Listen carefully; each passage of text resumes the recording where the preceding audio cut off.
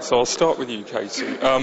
In Series 1 we started to see Morgana's abilities develop quite a bit. How does that carry on in Series 2?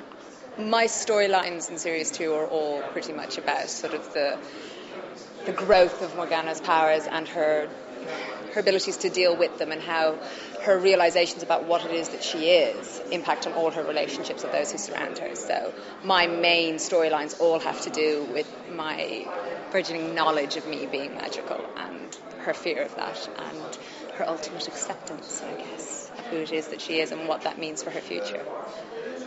We know she's ultimately going to become quite evil and nasty.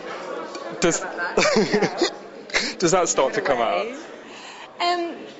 This isn't a strict storytelling of the Merlin Arthur legend, and I think that's what's so nice about it, is that all the things that you expect to see, you're going to see, but not in the way that you expect them. So while you might see her becoming slightly darker, I don't know if the idea of Morgana sitting in a cave cackling is ever really going to happen with a pointy hat and a cauldron, because it's too far from where it was she starts. And this is a different take on it. It's a new take. And so the way that you're going to see Morgana be is going to be sort of original and confined to this, but still taking in the bits of the legend that everybody loves. So will Morgana become darker? Yeah, she will, but not in the way that you expect. Do you think there'll be a moment where she changes then, or will it be a gradual? Dun, dun, dun, that kind of thing. I want that, like, dark makeup, suddenly she's different. Yes. No, because it's more of a gradual thing, because it's as she realizes who she is, and as that goes along in the series, the audience come along with her, and it's not an all of a sudden clicking moment. There are moments that jump her forward in it and take her closer to it, but it's a slow realization with moments punctuating that, you know, obviously move it forward for her in a quicker way. But there isn't one single moment that all of a sudden she's like, right, that's it, on with the pointy hat. Do you know what I mean? It's a slow realization. Okay, and what's Gwen's journey this year? After Series 1, Gwen, I always described her as a sort of humble maidservant, which is obviously what she was. Towards the end of Series 1, her father was executed by her king. So having trusted the king and thought that he was kind of the ultimate power to be, you know, definitely to be trusted, she realised that perhaps not everybody is good. You can't always see the good in everybody, and she's kind of hardened a little bit and grown up a little bit and become less naive, I think. And I think that relates to the sort of the Arthur Guinevere story. She's begun to sort of look towards Arthur as obviously the future king, and she's seen that he, you know, even though he's kind of got this arrogant kind of exterior, she's seen that actually he does have quite a good heart. And although their relationship hasn't really developed at all in Series 1, they begin to sort of note each other a little bit more. I think he sees that she's quite brave and noble and quite impressed by that. And I think she kind of sees herself as someone who can perhaps help to nurture his good side and, you know, eventually see him as like the perfect leader, basically, the sort of the ultimate king that Camelot so desperately needs. So how would Merlin fit into that? Because she quite likes him. Merlin, well, she did like Merlin at first. She had a bit of a crush on him, but that never really went anywhere. And I think they kind of ultimately just became friends, and, you know, that sort of died down. And she was like, Arthur. So, you know, she chops and changes, obviously, as the legend says. But yeah, so her and Merlin just mates now, really. Okay, and does Morgana like Arthur? We've seen hints of that as well. Yeah, I think that's another storyline that they started out at the beginning of the series, trying out, and ultimately decided that it was more interesting because basically the Arthur story with regards to love is Guinevere, and everybody knows that. It's not Morgana, it's not anyone else. The true love of his life is Gwen, and it's more interesting to play that, and it's more interesting to have Arthur and Morgana as this sort of sibling snipping rivalry. So definitely season 2, and you saw at the end of season 1 too, they are more like brother and sister, and that more, I mean, Morgana knows how to push his buttons. She's manipulative. She knows how to get what she wants, like, you know, like your little sister would. And so that's kind of the way their relationship's gone. I mean, she honestly does love and care about him, but more as a sibling. Okay, and with Morgana turning evil, how would that... I don't know where you've got... Is this on a memo somewhere? Is this on your page? How would that affect her relationship with Gwen, do you think? I mean, it doesn't come in too much in season 4, I think. Yeah. You can... It's obviously going to put them at odds, because in this series, Gwen is is the perfect queen. She's noble, she's kind, she's sweet, she's beautiful, she's all these things. And but that is what Morgana is going to be, is going to put her in direct conflict with the two of them. So while they are actually in season 2 much closer as friends than they were in season 1, you can kind of see ultimately that that's going to become a problem. Who Morgana is and who Gwen is going to come into conflict.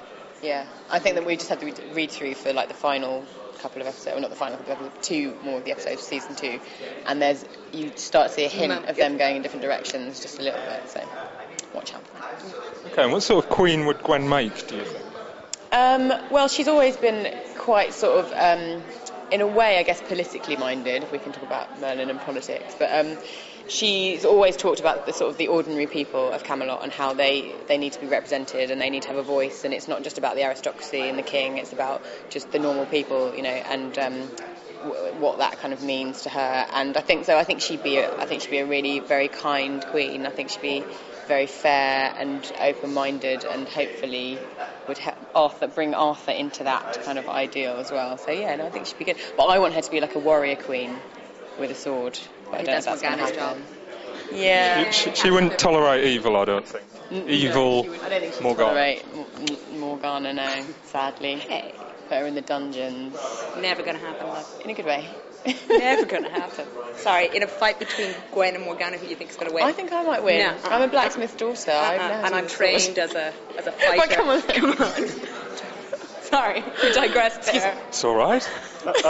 And Uther and Morgana, how did they interact this series? Because they were butting heads quite a bit in the first series. I think there's still residual feelings from sort of episode 12 last year between Morgana and Uther.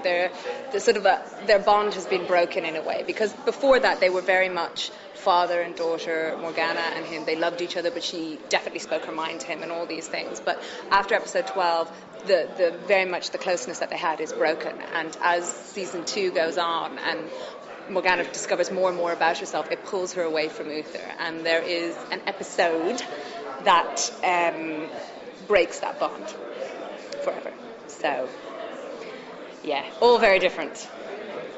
And how has it been for you guys filming the second series? I've loved it. It's been great fun. It's all, I mean, the first series was the same. It's such a nice job to do. It's like, especially now we know it's been such a success as well, and just for everyone to have that knowledge working together, it kind of, I don't know, it's brought us all together, and it's created a really nice kind of vibe. And it's just really good fun. We get to do horse riding, and we're actors, so we get to dress up, and we like dressing up. And it's just lovely. It's really good. Because we have last year to build on, and we spent all that time together last year. When we came back this year, you didn't have to sort of get to know each other again. You knew each other, and you had all that foundation built. So we've built on that, and now all the stuff that we're doing it's easy. I know it's easier for me, definitely. to do all these scenes where we're all friends and we're all getting on and stuff like that. And also this year, it's much more physical what we get to do. Yeah, there's more sword fighting, more stunts, more horse riding. I get to do CGI for once. So do you get to do some. So it's much bigger and much more involved, and like we were saying before, it's much more character driven, so there's more stuff for us all to do, which is great. Is it sad for you now that it's coming to an end then? Or is it a relief? I'm really tired. Is it a relief? It's not a relief, I'm just tired. I hope we come back and do another one, and I suppose with the success of the first one and hopefully the success of the second one, we will be back again. So in the back of my mind, I'm kind of thinking, we'll be back, so it's not like it's the end.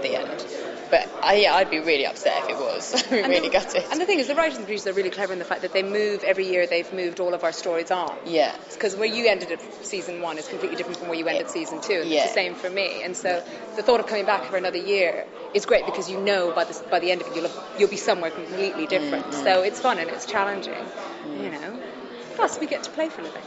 Yeah. And I get a sword. And the way they've ended series 2 then, without saying what that is. I have no idea. If you didn't come back, would that be a good closure, do you think? No. If you didn't come back? If I didn't come back, no. It'd be awful. It would be terrible. They've ended it very cleverly. So I'd be upset because for Morgana, all her best stuff is coming up. Yeah. So if I didn't get to come back and do another season, I would be slightly upset. I would be gutted. They've written us out. Oh God. They can't anyway. Well, they can't write you out of the legend. No. They can't write you out either. Oh. They can't. No, they can't. They can't. They can't. Oh my God, it's because the Queen has just issued a directive here now. Yeah, no, I don't like her. They're just gone off with their head. You're not Queen yet.